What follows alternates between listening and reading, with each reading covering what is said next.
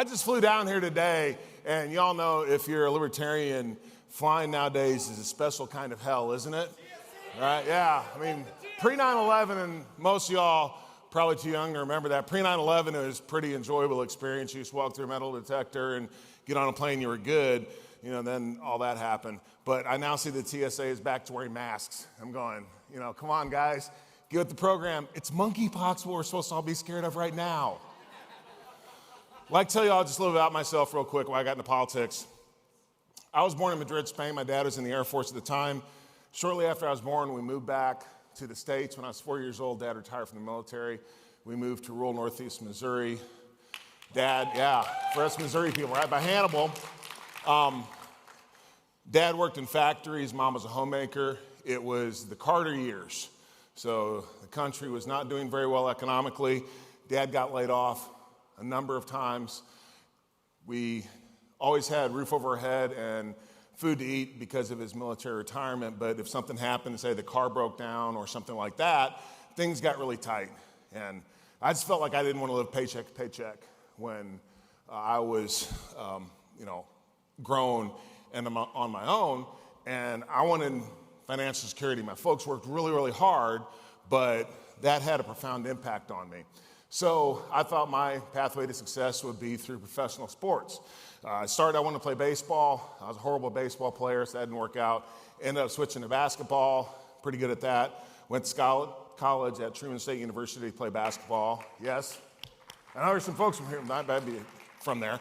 Ended up playing football and looked like I might have a career in the NFL. Then I blew out my knee, which was devastating for me.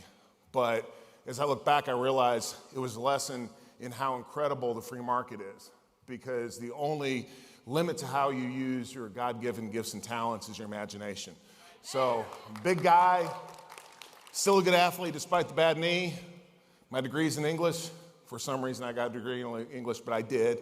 So I know a little bit about drama and theater. So I got into professional wrestling, of all things, right? Yeah.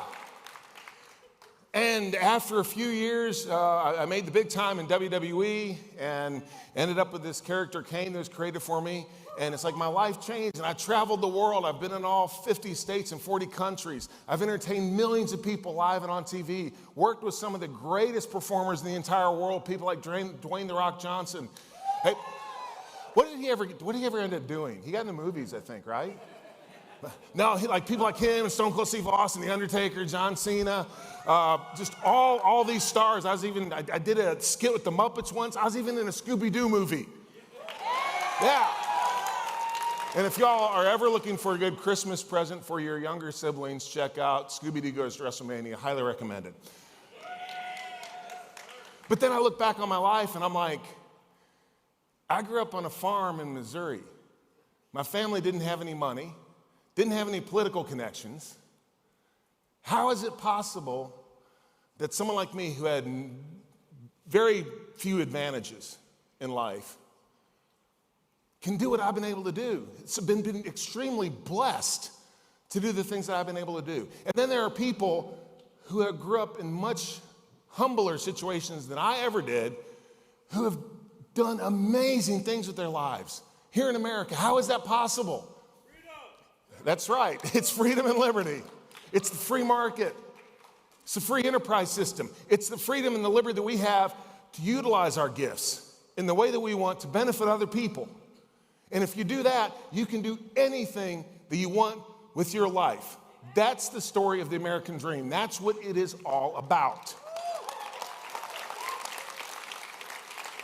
That's really, really important to me because I'm a product of the American dream.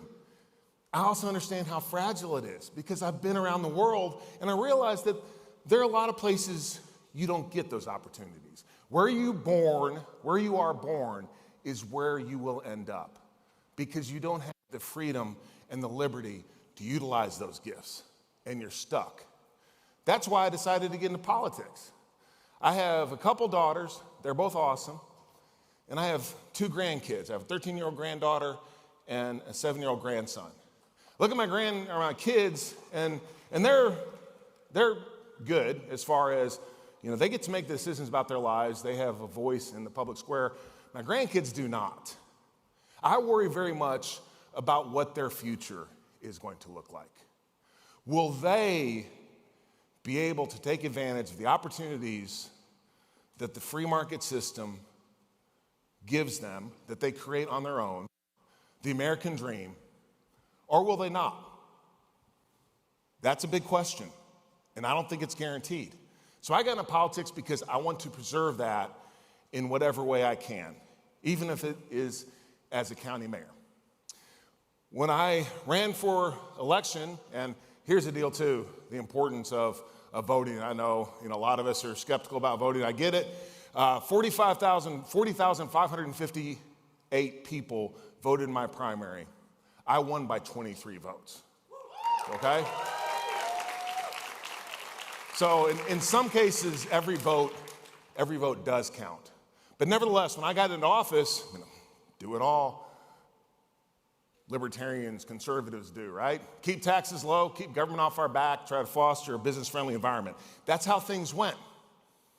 Everything was good until March of 2020, when this pandemic hit. Now, I remember hearing about coronavirus in China in December of 2019. That's when it kind of first started bubbling up in the news. And I talked to some of our public health experts. I was like, so what's going to happen with this? Well, the last time we had a pandemic, I guess it was either bird flu or swine flu, and it'd be around 6 months, and it'll be a pain, but 6 months, that's how long we'll be dealing with it. 6 months. Then, a little later, I remember talking with them, and they were talking about the World Health Organization was catching a lot of flack because they had praised China's response to coronavirus, and we need to differentiate. Coronavirus is the virus, COVID-19 is the disease, the symptoms that the coronavirus in this case causes. Anyway, they were rightfully being criticized because China had locked down their people, and WHO thought that was great, right? My people told me, we can never do that because they're a communist country and we're not. Yeah, here's the problem with that. About 4 months later, that's exactly what we did. It's exactly what we did. And even initially, everybody was nervous. I was nervous. What's going on? What's happening? But I was reminded of what H.L. Mencken said, that the whole aim of practical politics is to alarm the people and hence make them clamorous to be led by an endless series of hobgoblins, all of which are imaginary. So COVID-19's real. I'm not, I would never say it's not. I mean, it was a serious health crisis, but we dealt with it in completely wrong and destructive way, okay? Instead of following like advice given in the Barrington Declaration of focused protection, we knew who the people that were most at risk were as older folks. Instead of concentrating resources on those, we just said we're gonna lock down society. And I was one of the people early on, I was like, well, here's the problem if you do that. The economy is not a light switch. You can just flip off one day, and flip on the next, and think that everything's gonna be okay? We're gonna have long-term problems with this. We're gonna have supply chain issues. That's a fact, okay? Health is not just our physical health. What about our mental health and our emotional health? We're gonna have huge issues with that. I mean, we already have a huge substance misuse problem in this country, especially in Appalachia, where I live. And the thing was that we had really worked hard to level off the impact of that, still going up, but our drug overdoses had actually peaked in 2019, and we're starting to go down. That's not happening anymore.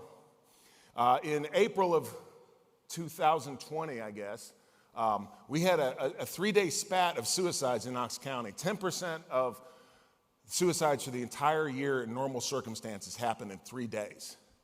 And I pointed out, we're talking about lockdowns, we're talking about people losing their jobs, we're talking about isolation. Maybe people are being depressed and more prone to mental illness. Our paper of record said that there was no data to indicate that, and that I was an idiot, basically. Yeah. Things just kept on going along, and this is where I get into weeds of as far as how laws are written and how unintended consequences, and how when politicians write laws, they don't think about what's actually going to happen later on if something like a pandemic occurs. We found that in Tennessee, okay? I essentially had no power to do anything in my county, okay? I couldn't stop anything from happening. We had this Board of Health. I sat on the Board of Health, but they were the ones making all the decisions. They were unelected bureaucrats. They were doctors, which is fine, but I had the county mayor is not the person making the decisions.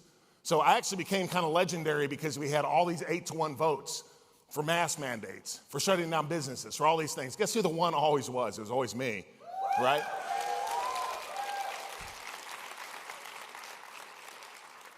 We didn't do a lot of things that other places did. Initially, as I said, everybody was very nervous about this. The governor made a decision in late April 2020 that I vehemently disagreed with. He issued a safer at home order. Now Governor Lee, he's a really good guy, and really good guy. But I recorded a video where I said, unfortunately we have to comply with this, but it's wrong and it's unconstitutional, okay? Because we have a Fourth Amendment. Fourth Amendment basically implies that we have a freedom of travel because you cannot be stopped arbitrarily. More importantly, we have a Fifth and 14th Amendment, which both protect due process. I'm not into government issuing licenses for businesses, but if you issue the license for the business, you cannot arbitrarily strip them of their ability to do business without due process. And we were doing that like crazy across the country. And I said you couldn't do that. So I pushed back against all those things as much as I could. And then, of course, eventually things turned. People just got tired of it. In Tennessee, I don't think we really paid attention to a lot of it anyway. But people got tired of it, and they got tired of this Board of Health ordering them around and all of these things. So eventually the power did come back to me to start doing some stuff, and I did. It was funny because the governor had given the power back to the county mayors to issue mask mandates. That was in, I forget when it was, but he said a month later he wanted them all of them lifted across the state. I lifted it that day, and it was funny because, which actually wasn't as fast as I wanted to do it, but it was funny because he said by the end of May, and some guys on the radio was like, Jacobs must have thought he said by the end of the day. But anyway, because of what I did, it had a ripple effect across our region. It wasn't just in Knox County. In fact, I couldn't do that much in Knox County except blab and use the bully pulpit. But I did as much as I could. And I later found out, for instance, that the district attorney general a couple counties over was reading what I was saying and made the decision, he and his team, that they would not prosecute offenders of public health orders based on what I said.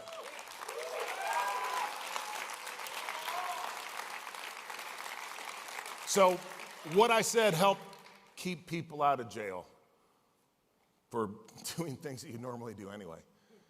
And then I was at a 4th of July, Independence Day. We should always remember it's Independence Day, it's not the 4th of July. I was at an Independence Day celebration for a church in a neighboring county. And the reason they picked me is because they said that they would watch these stupid Board of Health meetings, and everybody's all downtrodden and upset over what's happening. And you had the one guy that said, no, we shouldn't do that. And that gave them hope. So it's amazing what one voice can do. Even when I didn't really have any power to do anything on a practical level, just being that voice did have an impact on people. I would have never been in that position if it hadn't been for this organization. As I said, I won my primary election by 23 votes out of over 40,000 cast. The reason I won that election is because my campaign hired 7 door knockers who had been trained for Young Americans for Liberty, and they knocked on 55,000 doors in Knox County. I did no TV advertising, no newspaper advertising, did very targeted radio, did some mailers, and the rest of the money was devoted to a door knocking campaign. And it worked, and it got me into office. This is the most important organization in the country when we're talking about political activism and making a change in our country. And I really believe that.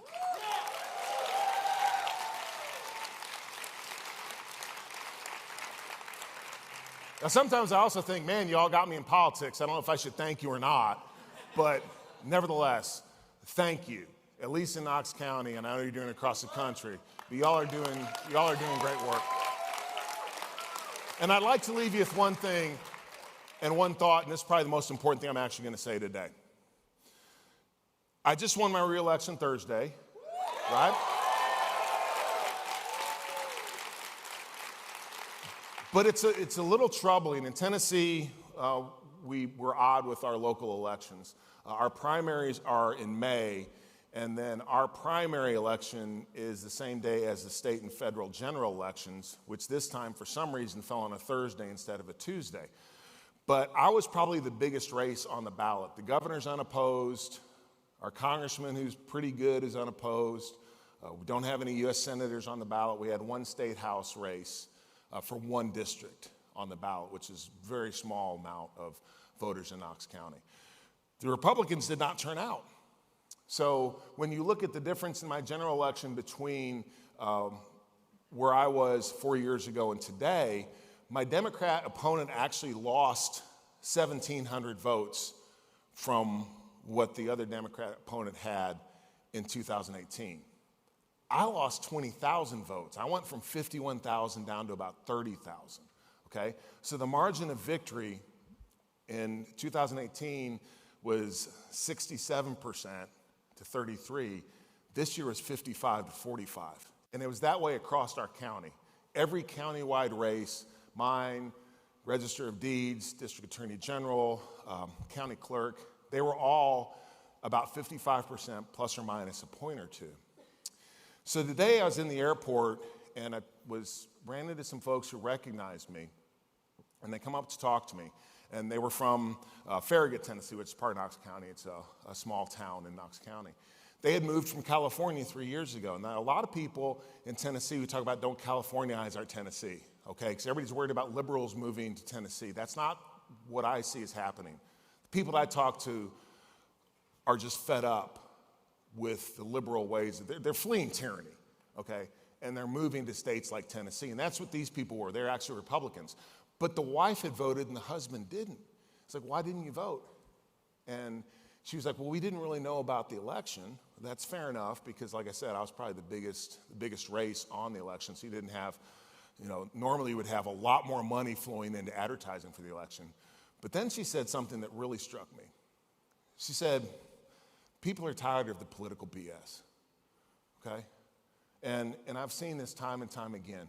I was at a Republican club meeting where they were grilling a state senator. And he and I don't agree on a lot of stuff, but it was really embarrassing because they were screaming and yelling and it was terrible. And I thought to myself, I couldn't have brought my wife to this. I couldn't have brought a friend of mine that I was introducing to this group to this because I would have been embarrassed.